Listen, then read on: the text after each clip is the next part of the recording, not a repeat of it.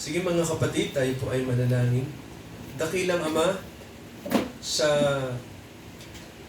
bispiras na ito ng Kapaskuhan ay huwag po namin kalimutan ang pinakamahalagang bagay at ang pinakamahalagang persona na dapat po namin i-celebrate sa araw na ito.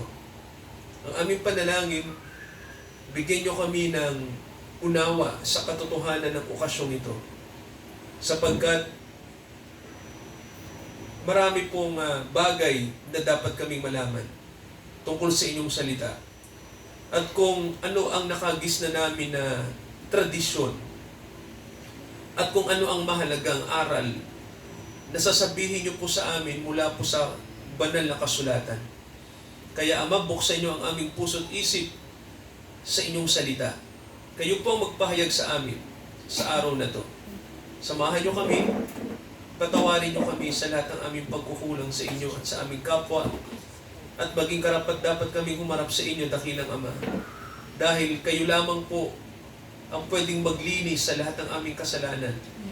Samahan niyo kami sa araw na to, sa tanging pangalan ng aming Panginoong Hesukristo. Amen. Po, sa ating mga Biblia, mga kapatid, basahin ko po sa inyo ang nakasulat sa Juan, sa unang kabanata. Sa Ebanghelyo po ni Juan, at ito po yung ating mababasa, sabi po rito sa unang talata. Sabi po, nang pasimula siya ang salita, at ang salita ay kasama ng Diyos, at ang salita ay Diyos.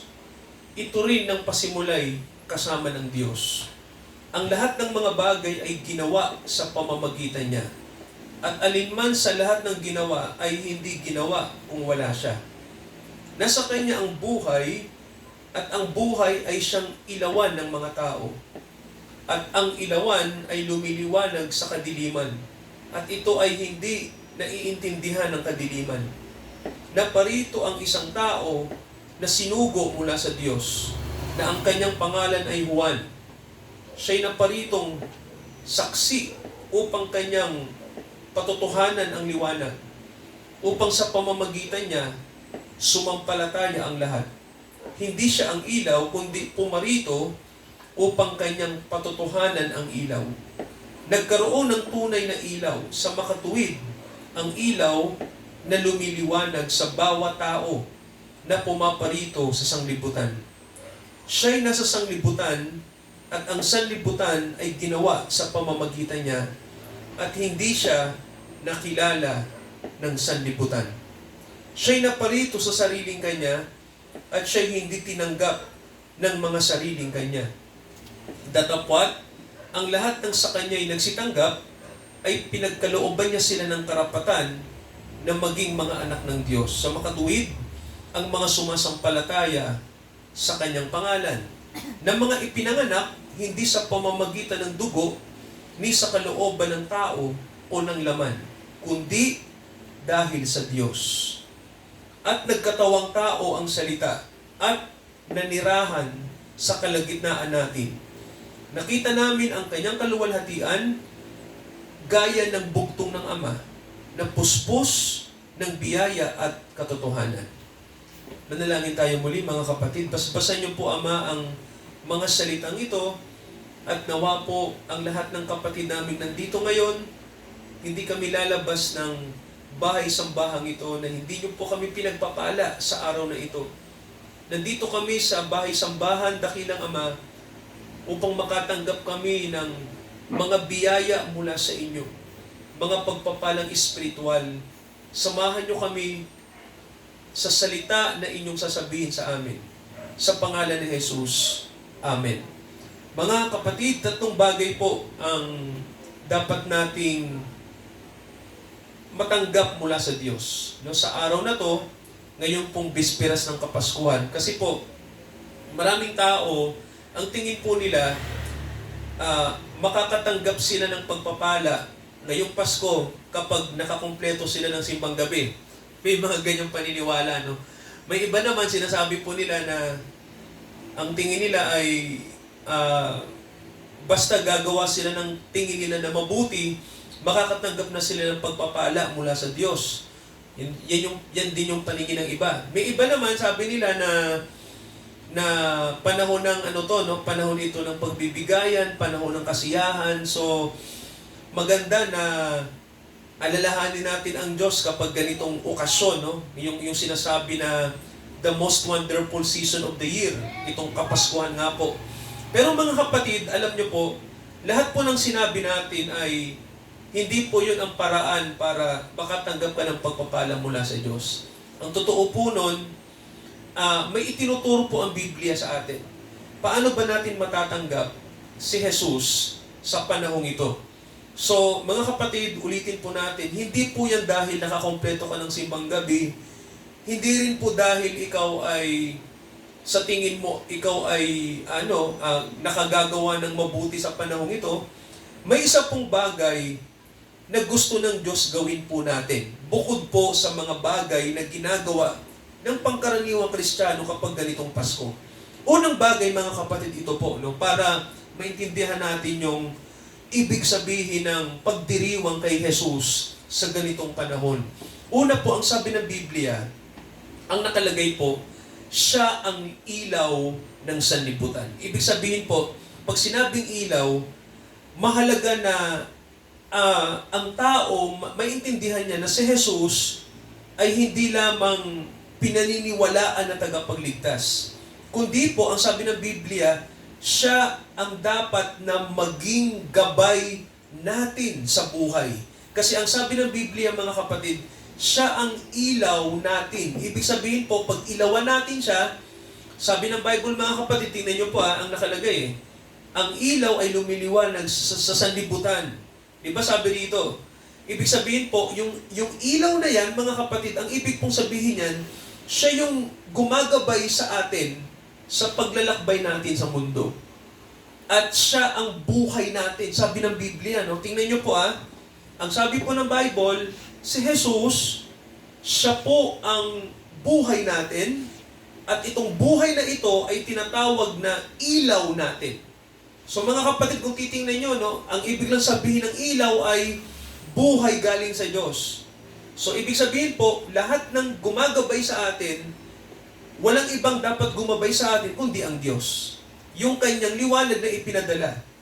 So, ang tawag ng Bible dito, mga kapatid, sa liwanag na ito ay buhay o Zoe. Sabihin nyo nga po, buhay ng Diyos. Yan, so ibig sabihin, mga kapatid, ang gumagabi sa atin ay ang buhay ng Diyos. At ang buhay po ng Diyos, walang iba kundi nasa kanyang salita. Amen ba ron? So mga kapatid, ang hawak natin na Biblia, ito ay tinatawag na salita ng Diyos. Ito yung gabay natin para sa mundo na ito na madilim, mayroong sinusundan tayo, mga kapatid. So, si Jesus po, sabi nga natin hindi ka lang sasampalataya sa Kanya, susundan mo siya Diba? Susunod ka sa Kanya. Kasi po, siya ang liwanag natin. So, tingnan nyo po, basahin natin, yung nakasulat po sa, basahin ko po mga kapatid, yung unang Pedro. Okay, tingnan natin to. Sorry po. Wait lang po. Basahin natin yung ikalawang Pedro. Yan. Ikalawang Pedro, chapter 1. Okay, pansinin nyo po yung babasahin ko po sa verse 19.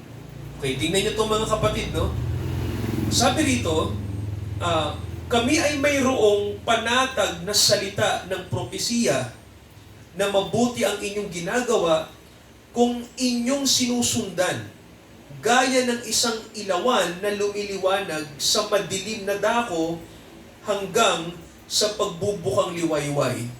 At ang tala sa umaga ay sumilang sa inyong mga puso.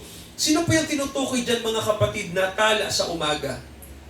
So, hindi po yan yung kaaway na iniisip natin, Ang kaaway kasi, tinawag din siyang tala sa umaga, pero ang tinutukoy po dito na tala sa umaga, walang iba, sino po ba yung sinasabing liwanag natin?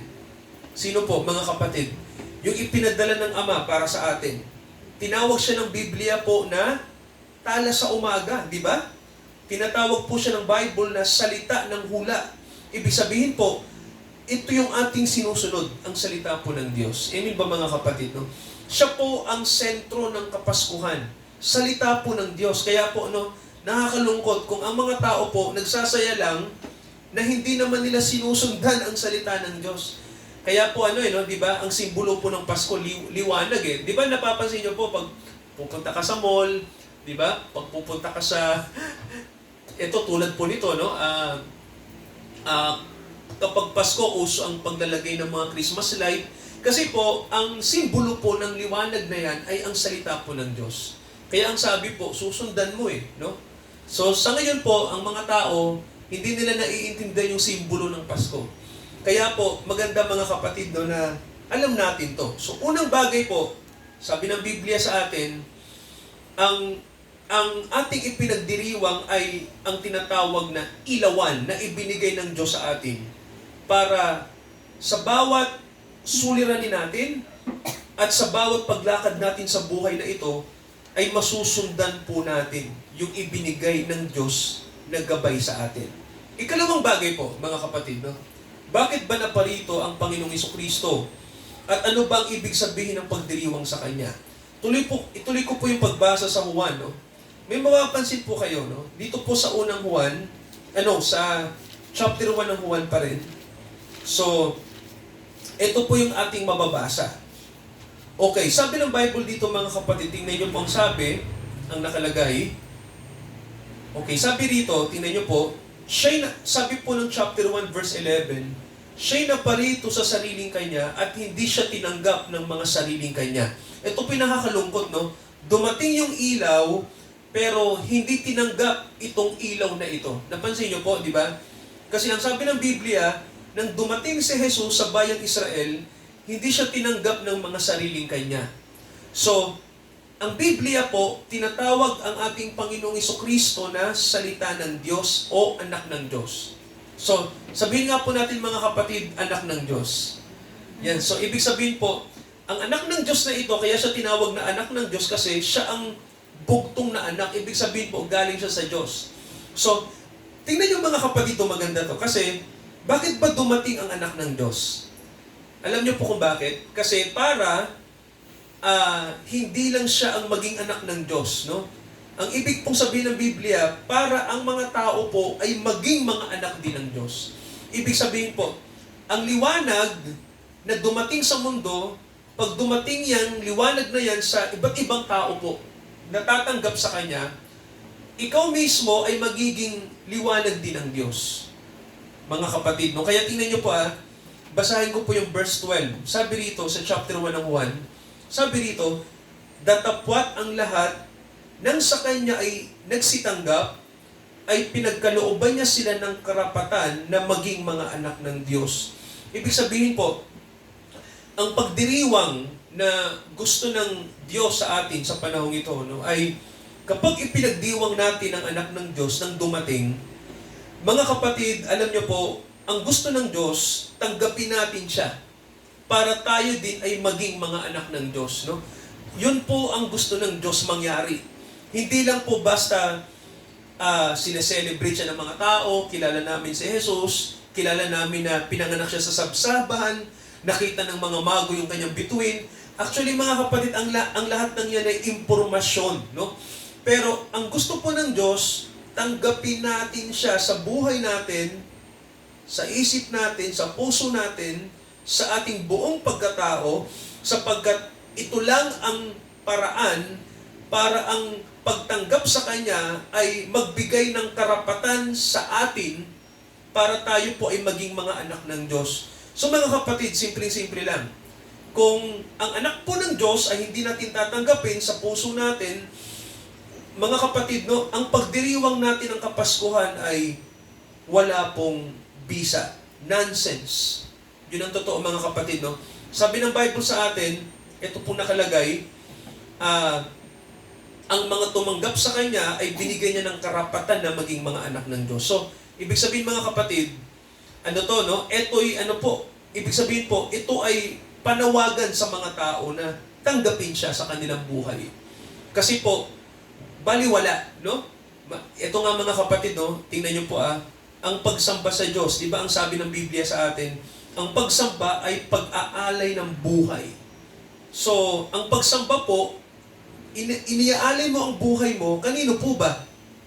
Mga kapatid, kanino natin iniaalay ang buhay natin? Sa Diyos, tama po, no? At mga kapatid, kaya natin nagawa yun kasi pinadala ng Diyos ang kanyang liwanag sa atin para maintindihan natin yung sinasabing matuwid na pagsamba. Kaya mga kapatid, no, sabi ng Bible sa atin, ang isa sa layunin kung bakit naparito si Jesus ay upang tayong mga tao ay magkaroon ng karapatan galing sa Diyos, tayo ay tawaging mga anak ng Diyos. Sa pamamagitan ng pagtanggap natin sa kanyang anak. So mahalaga po yun. Ito yung pangatlong bagay, mga kapatid, no? Dumating ang liwanag, yun nga po ang sabi natin. Ikalawang bagay, tayo ay maging mga anak ng Diyos kung tatanggapin natin ang liwanag galing sa Diyos. At ito yung pangatlo, no? Sabi po ng Biblia sa atin, mga kapatid, pansinin niyo po ang verse 14, ha? Basahin ko po sa inyo. Sabi rito, basahin ko lang po yung 13 to 14, okay? So, mga pinanganak ang mga anak ng Diyos, hindi sa dugo, hindi sa kalooban ng laman, hindi sa kalooban ng tao, kundi ng Diyos. At nagkatawang tao ang salita at nanirahan sa kalagitnaan natin. Mga kapatid, nais ko lang pong makita niyo po yung ibig sabihin po ng tinatawag na pagtanggap sa anak ng Diyos. Kasi po, may mga tao po, no, na ang pagtanggap sa Diyos, ang tingin nila ay decision lang ng tao. No? Parang ano po ba, ang tingin natin, madali lang palang maging anak ng Diyos, basta mag-decision lang ako, natanggapin si Jesus, okay na. Yun ang tingin nila. Pero mga kapatid, no, kung babasahin po natin ang Bible, pansinin niyo po, sabi rito, mangyayari lamang yung pagtanggap natin sa anak ng Diyos kung tayo po ay ipinanganak na muli. Naintindihan niyo po? So, kasi mga kapatid, kahit sino po, madaling tanggapin si Jesus, no? Maraming tao, madaling gawin yon, di ba? Pag tayo ay nangangaral, sabihin lang natin sa mga tao na tanggapin mo si Jesus, tinatanggap ko pas. Ganon, no? So, madali lang di ba? Pero mga kapatid, ang Diyos po, pinakikita sa atin ng Bible na ang totoong pagtanggap kay Jesus ay mag-uumpisa po yan kung ikaw ay ipinanganak na muli. So mga kapatid, mahalaga yung kapanganakang muli. Tama po ba? Sabihin nga po natin born again. Yan. So, ang born again po, ang ibig pong sabihin noon, pinanganak ka ng Diyos. No? Kumbaga po, yun po ang umpisa, kaya mo makikilala si Jesus. So, mga kapatid, di ba noon, ang akala ko, kailangan mo munang tanggapin si Jesus, di ba? Bago ka ma-born again. Ang totoo po nun ganito, ang pagtanggap kay Jesus ay epekto ng pagiging born again. So, sa Bible po, pag sinabing born again, ibig sabihin po niyan, kumilos ang Diyos sa iyo. No? Kumilos ang Espiritu ng Diyos sa tao. Ibig sabihin po, ang Diyos, ang siyang nagdesisyon para ikaw ay tawagin niya. No? Para ikaw ay magkaroon ng kaliwanagan, no? Makilala mo yung kanyang anak. So mga kapatid, mas maganda po, no, ngayong panahon ng Kapaskuhan, ang maging sentro natin ay yung kapangyarihan ng Diyos para baguhin ang tao. Amen po ba? Kasi mga kapatid, ganito nang dumating ang Panginoon natin sa mundo, ang totoo po, no, napansin niyo po, ang Diyos ang gumawa ng paraan para makilala yung kanyang anak. Napansin niyo po ba? Di ba? Pansinin niyo po, Diyos ang may gawa. Halimbawa po, yung mga pastol, di ba? Wala naman silang kaalam-alam ng oras na yun, na pinanganak na si Jesus.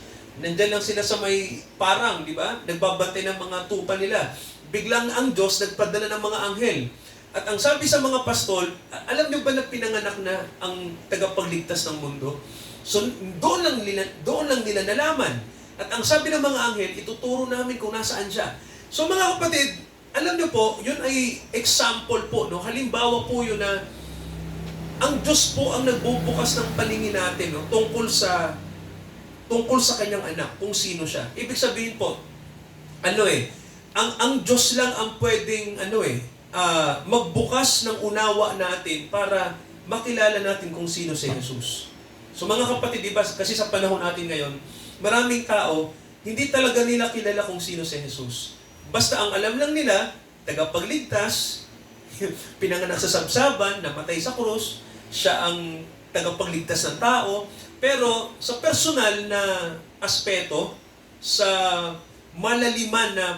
sa malalim po na pagkakilala, hindi alam ng mga tao kung sino si Jesus. Mga kapatid, ang sabi ng Bible sa atin, malinaw, si Jesus ang isinugo ng Ama sa atin at tinatawag siya ng Ama na salita niya. At siya ang liwanag natin at siya ang buhay natin. So siya po ang sentro ng buhay natin. Kaya mga kapatid, no, sa araw na to, makilala nawa natin si Jesus sa panahong ito, ngayong Kapaskuhan, na siya ang liwanag, siya ang ating buhay, at siya ang salita ng Diyos na dumating, naggabay po natin. So mga kapatid, kaya nga po dumating si Jesus para ipakilala ng Diyos sa atin ang kanyang salita. Amen po ba ron? So ang tanong sa atin, mahalaga po ba ang salita ng Diyos? Opo. Mahalaga po ba na ang salita ng Diyos ang maging sentro ng buhay natin? Mahalaga po. Kasi mga kapatid, eto tita, maganda to, no? Kasi kanina, na-share nyo po yung kapatid ng manugang nyo, di ba tita?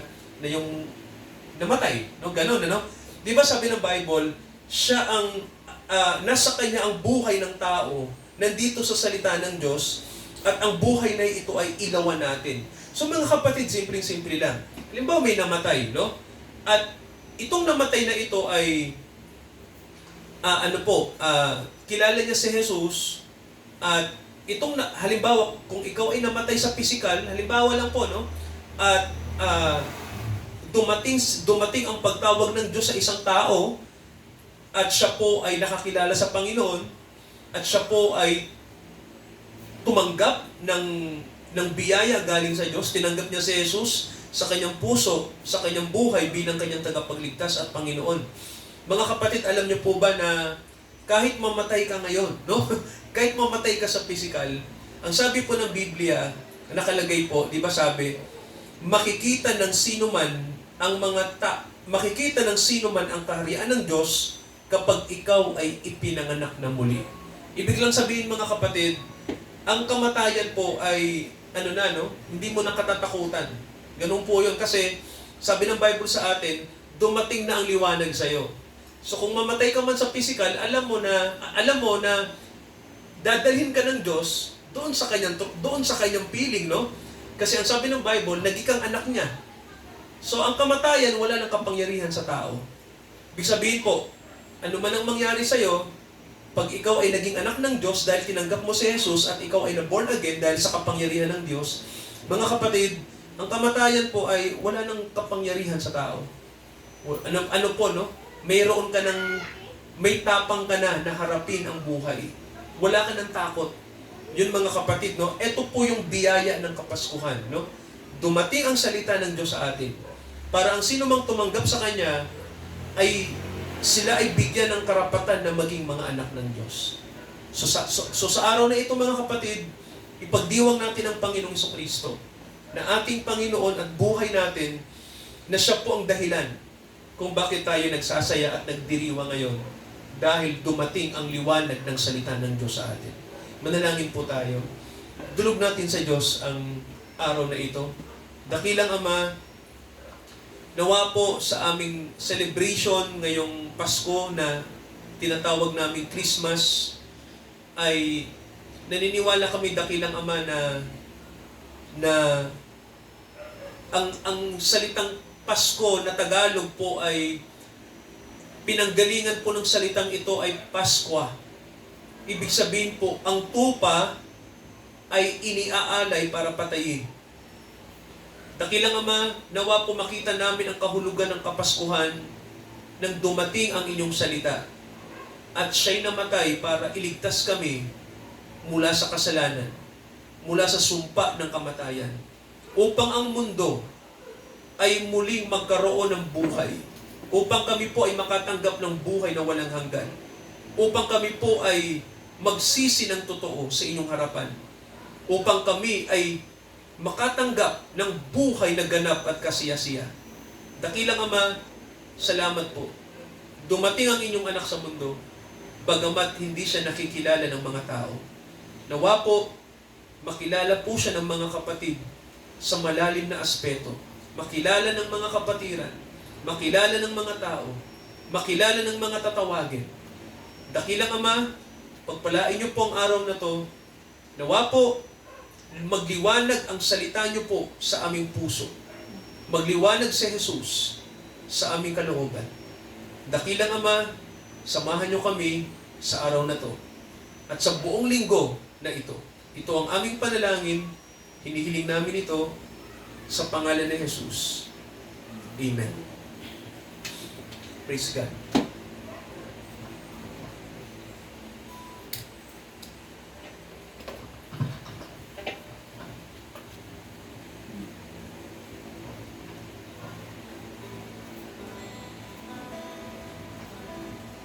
Mga kapatid, atin pong awitin ang Seek Ye First the Kingdom of God sa atin pong pagtatalaga ng buhay, pagkakaloob po sa Panginoon, at atin pong awitin.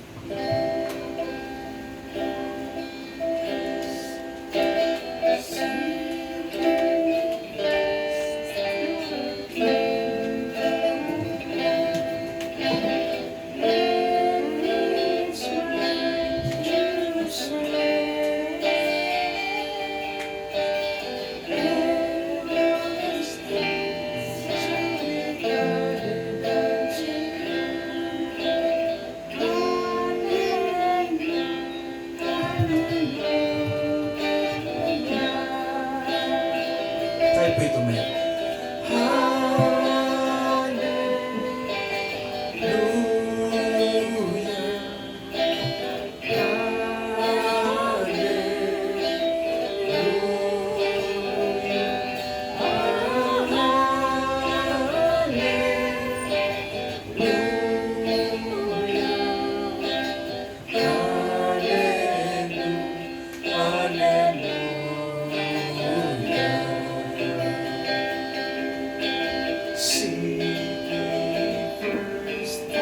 The kingdom of God and His righteousness, and all these things shall be added unto you. Hallelujah, hallelujah.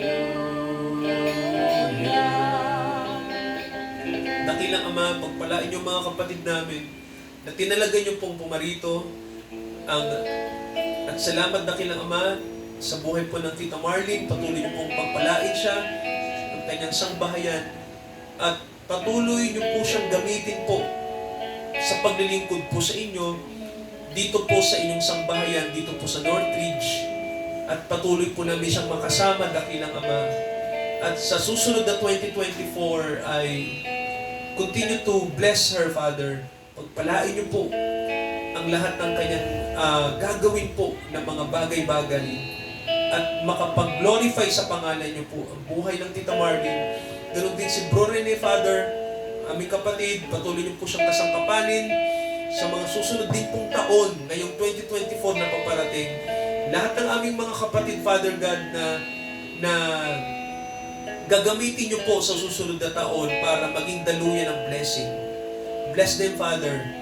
At nawa po ay bigyan niyo kami ng breakthrough na beyond sa iniisip namin sa taong 2024. Na talaga namin ang household niyo, Father God, ang mga kapatid na nandito ngayon. Tayo'y manalangin at italaga natin ang buhay natin sa Kanya. Dakilang Ama, sa inyo po, tinatalaga namin ang buhay ng mga kapatid. Gawin niyo pong daluyan ng inyong biyaya. Salamat dakilang Ama sa araw na to.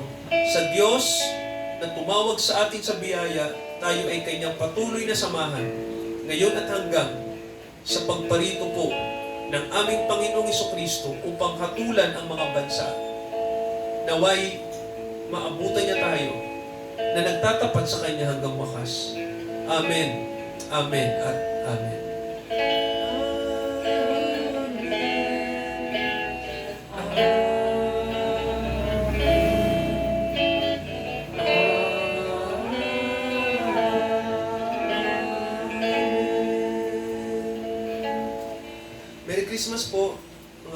Merry Christmas.